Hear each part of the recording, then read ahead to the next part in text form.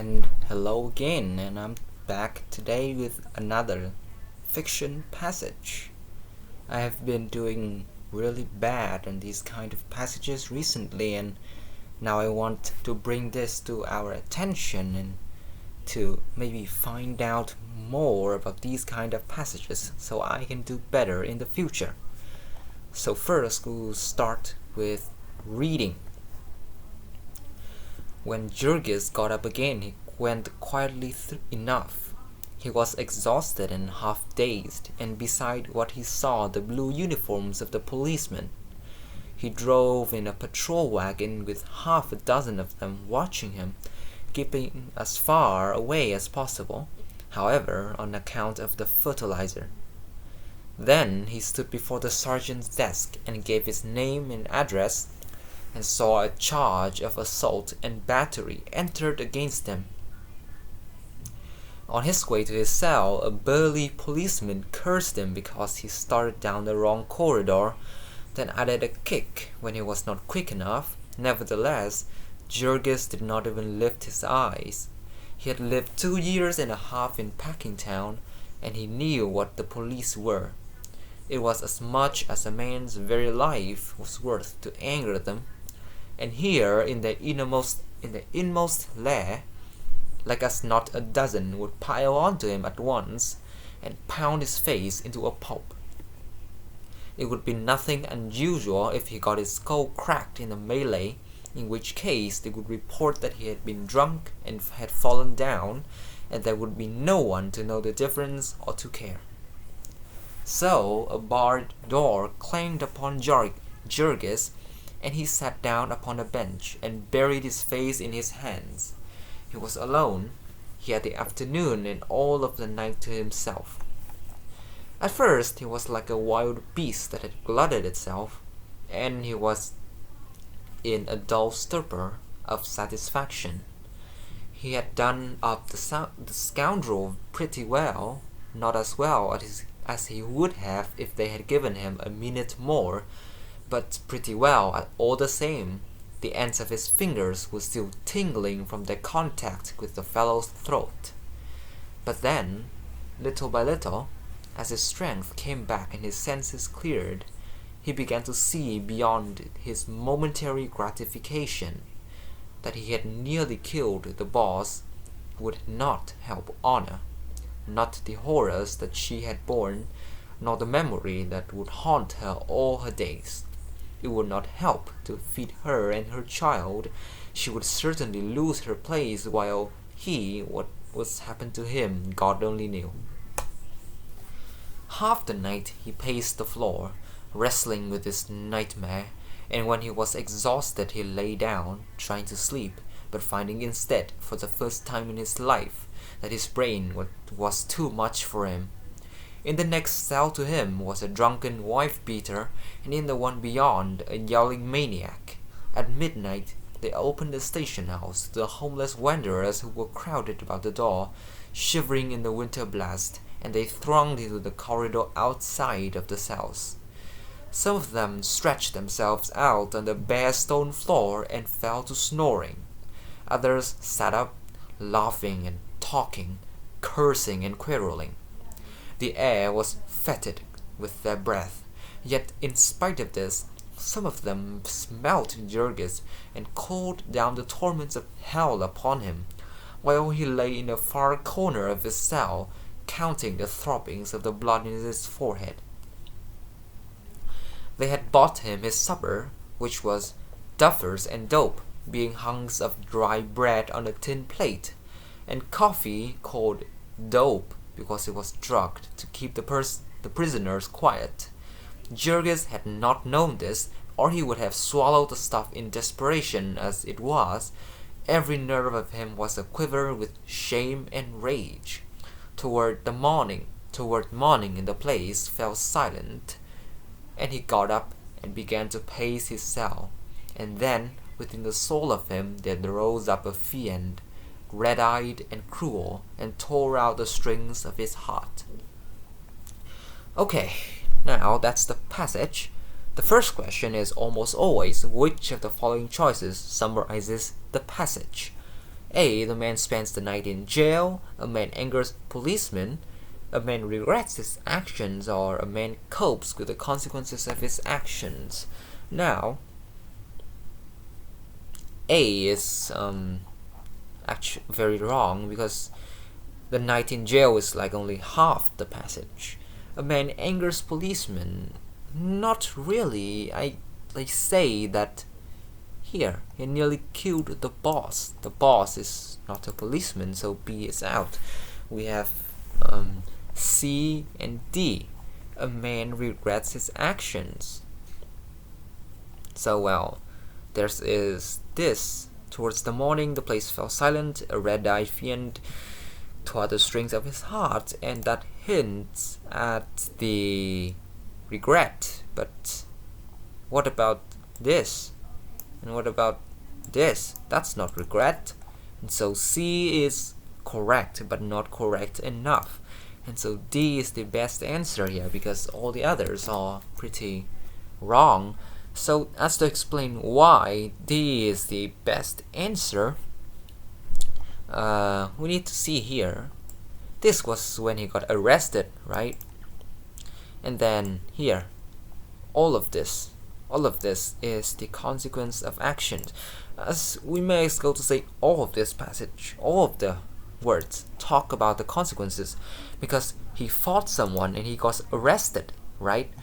And this is he getting arrested, and this is him staying in the prison. So all of the passage is a man copes with the consequence of his actions.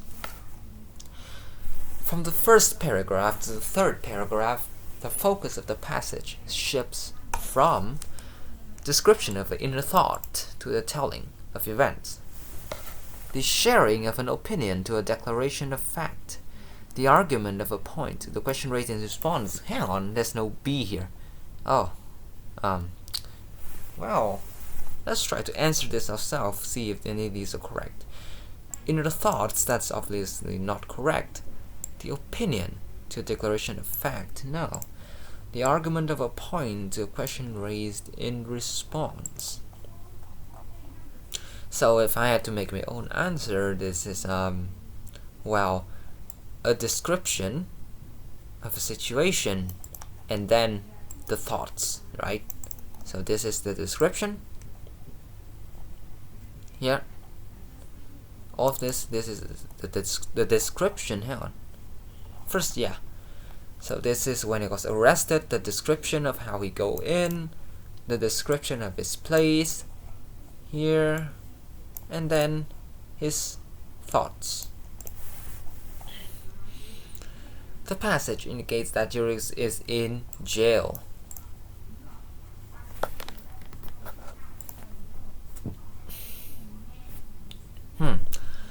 The author most likely includes the narrator's account of potential injury in police custody in order to incite outrage in the reader or generate sympathy for Georgius, explain draconian punishments and generate apathy for Georgius, describe and generate empathy of the police point of view, or D, provide an example of the consequences to Georgius' actions. Now, B looks quite wrong, and apathy for Georgius, draconian punishments. That doesn't seem very correct. If you are trying to generate apathy, why would you tell it from the character's point of view? You should choose someone else, right? C, describe and generate empathy for the police point of view. C is quite synonymous with B, and so B and C is out at the same time. Provide an example of the consequences to Georgius' actions. Well, the passage does talk about his consequences, right? But an example of the consequences to Georgius' actions. An example, that means this is just one out of many. And so that doesn't sound very good, isn't it? And thus A is correct through elimination. About why, if you can see this directly, how you can see this is correct directly, incite outrage in the reader. Well, I think there is here. That he had nearly killed the boss would not help honor, so he was actually trying to help a woman, right? And he is then placed with a wife beater. That is very contrasting, right? Juxtaposition, the placement of two opposite items to clearly show contrast, and this the purpose of that is to get our sympathy for Jurgis, right? Because he was trying to do the right thing, and now the police trying to kill him. He's locked up with a drunken wife beater and homeless people and maniacs, things like that. So A is correct. 5. The second paragraph is primarily concerned with motivations, emotions, setting, or comparison. Now comparison, there's no comparing here because there's only one setting, that is the jail. D is out. Characters' motivations, not really, and if it is, then no, then it must be the third paragraph. The third paragraph, right? And it is motivation, just demonstrating his emotions. Well, emotions is actually the last paragraph, and maybe the fourth, but not the second. And so C is correct, and you can skip the elimination part and just look at it. So a barred door clanged upon him, and he sat up on a bench and buried his face in his hands. He was alone, had the afternoon and the night. So that is the setting for the passage. What choice most closely captures the meaning? At first, itself. At first it was like a wild beast that had glutted itself. Jurgis was regretful of his actions. He behaved poorly, he was confused, and he was filled with a deep sense of gratification. Now, behaved poorly when confined with other people, it's wrong. If you read the passage and you understand it, then you just get this feeling that this answer is obviously wrong, right? There's no interaction here other than him thinking about others, and there's no mention of his behavior either. He just sits in a corner. He was regretful of his actions. He was like a wild beast that had glutted it itself. But if we shift and read more, he was in a dull stupor of satisfaction, right? Satisfaction is not regret. And there's only C and D that says about satisfaction, which another word for gratification. Jurgis was confused with his own sense of gratification. Actually, no. It was like a wild beast that has glutted itself. Glutted, if you know the word gluttony, that is to eat excessively, then this word means the same. Glutted, that means he had taken a full meal and he was very satisfied. And he knows it because he was in a dull stupor of satisfaction. He knows that he is happy.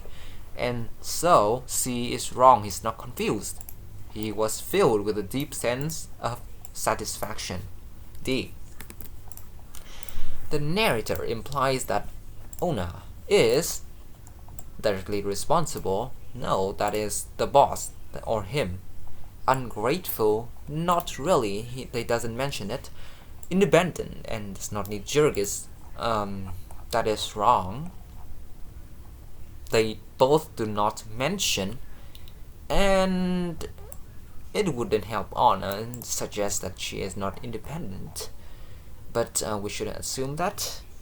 And someone Jurgis cares deeply about, which fits because he helps her, and the other answers are wrong.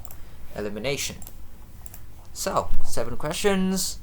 Passage. This passage, although it's pretty old in 1906, 100 years ago, but the writing style is quite modern. If you place it next to Harry Potter, you would just say this more adult kind of passage compared to Harry Potter, the more kids style of writing, but this is not too unreadable like those political passages that just use 30 sentences and 500 words, all of them very hard to understand, very philosophical, things like that. So, thank you for listening. I'll see you again.